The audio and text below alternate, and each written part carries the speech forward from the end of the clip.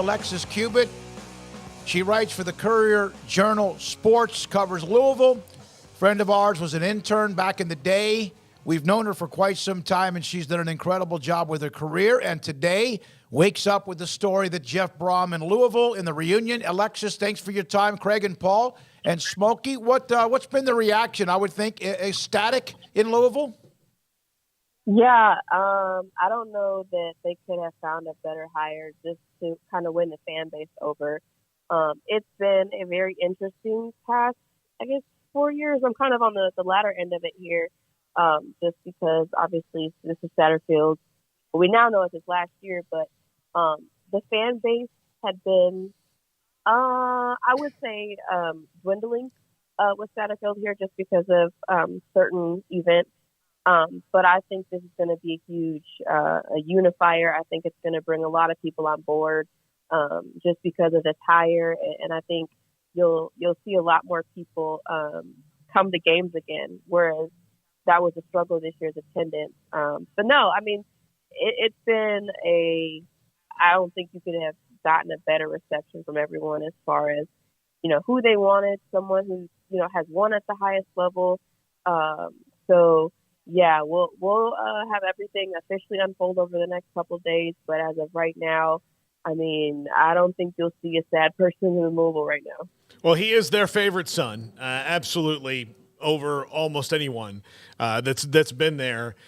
Was there really an exhaustive, deep list of candidates, or was it, we better hope Jeff says yes this time when we call him? Yeah, I don't think so. When we had the presser to announce that obviously Satterfield was leaving and Deion Branch, who's also a former player, would be coaching the bowl game, at that time, Josh heard the AD had not, according to him and to Jeff Brohm, they had not contacted one another. But the thing is, from my sources and what I've heard, they wanted Brohm since the beginning of the season. And so Satterfield was not given a contract extension, even though he wanted one to stay here. So I think that happening and then him getting the Cincinnati job just opened the door for this reunion to happen. And, the thing is, last time he had only been at Purdue for 2 years. And contrary to maybe how some other people have done things, for him, loyalty is very important. So he didn't want to jump jobs after a short amount of time.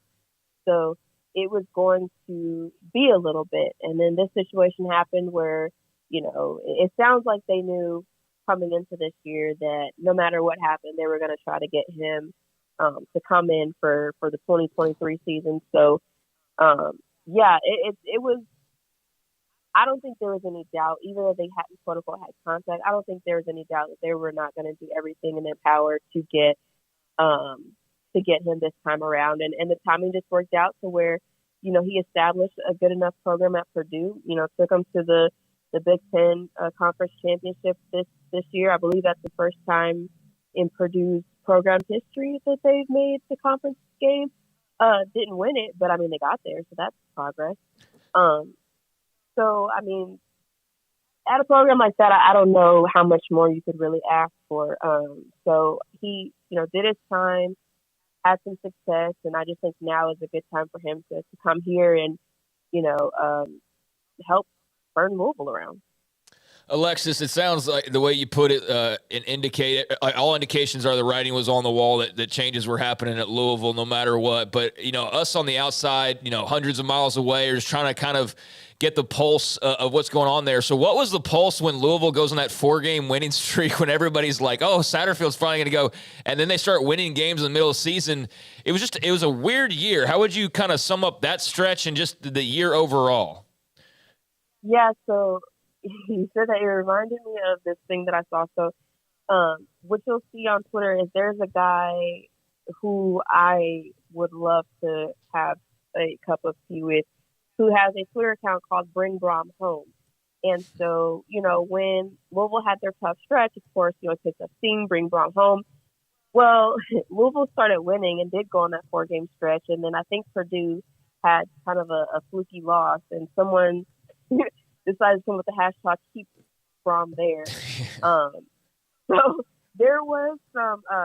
I think Satterfield started winning the fan base over a little bit with that stretch of winning, especially when there were reports that had he lost to Virginia, they would have fired him mid-season. Yeah. Now, I did have some people that I know refute those claims because nobody, at least nobody was in the boosters or the board, felt like there was anybody on the coaching staff that they trusted to be the interim head coach.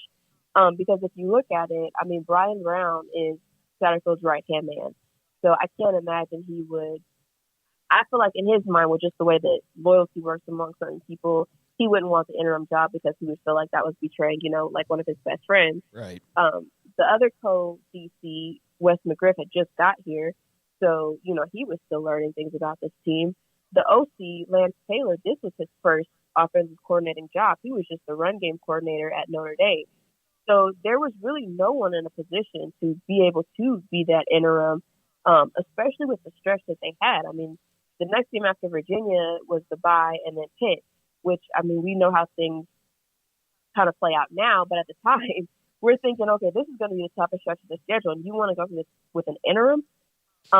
Probably not a good idea. So I don't think there was much belief that he would get fired mid-season, but you start beating Pitt, you beat, 10th ranked Wake Forest, there definitely was some positive momentum. I mean, obviously you run into a, Clemson team at home that had just got embarrassed by Notre Dame. So you kind of take that L and understand that's just what's going to happen.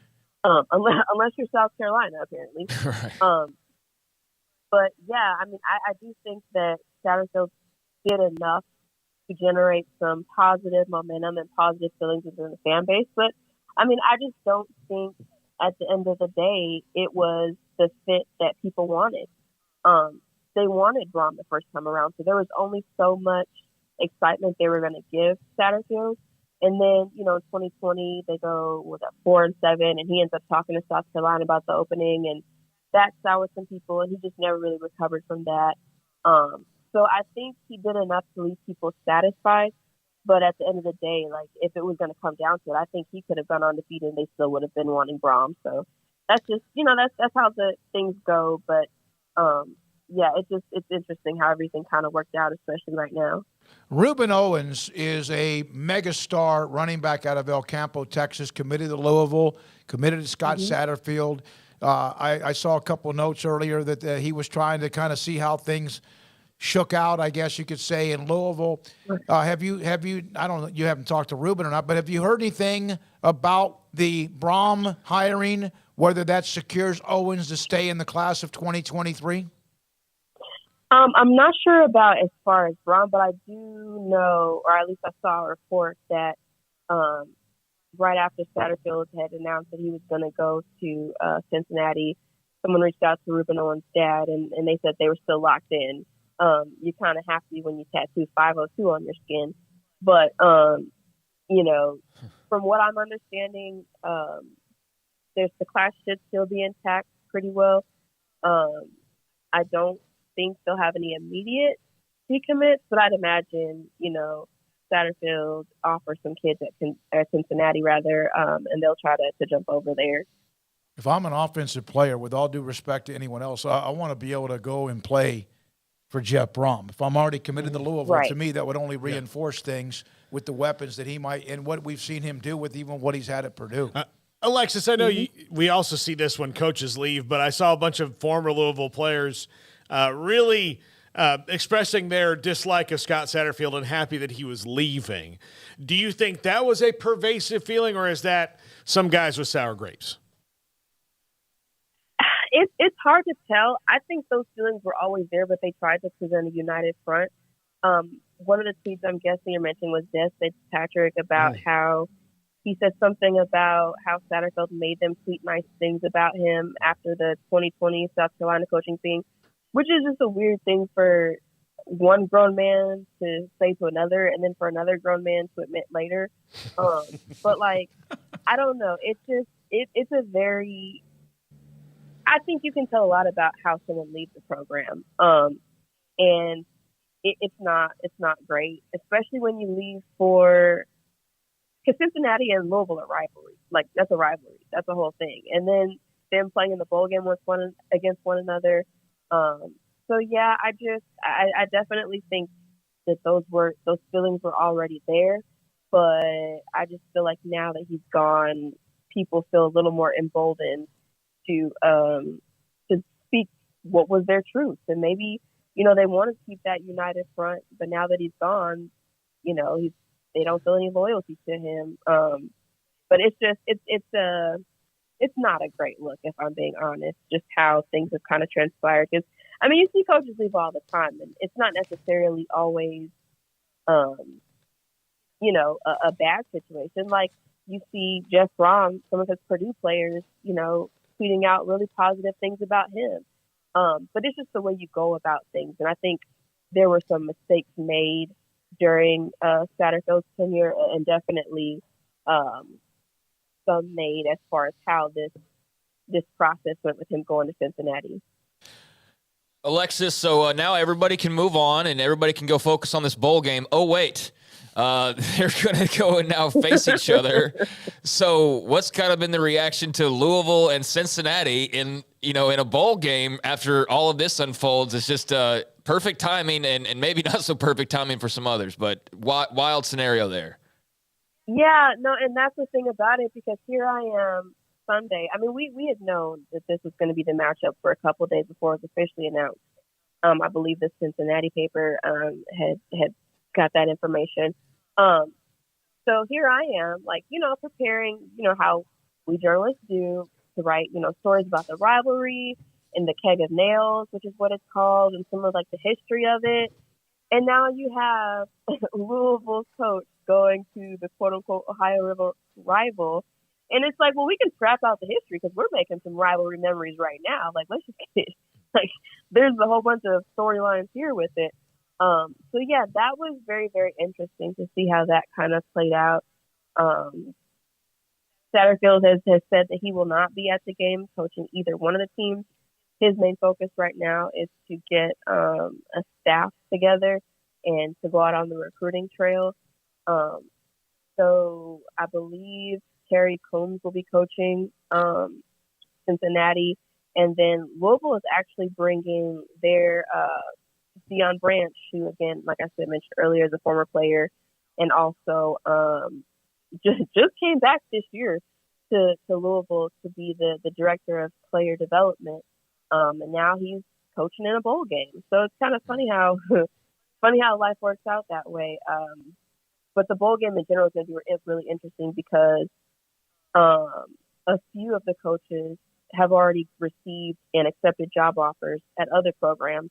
I'm not sure. It doesn't sound like there are many players who are going to be playing. So, yeah, it's just a very, I don't know what's going to happen in 10 days, but they're going to have to put somebody out on the field, and they're going to have some coaches. So will be very interesting to see how that all plays out. Alexis, you have to get back off the phone because you got a story you have to write. Go ahead, Craig. Yes.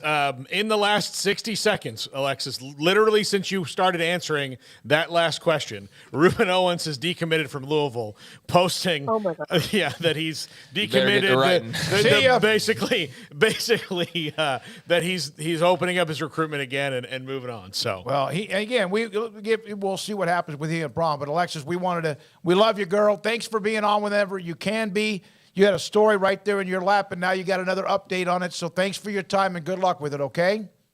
Absolutely. Thank you, guys. That's Alexis Cubit. She started out working up in the Minnesota area, Paul, am I right? And yeah, then she went to West Texas, and then she started covering Clemson. If it was not, I was going to say, if it wasn't for the Ruben Owens thing,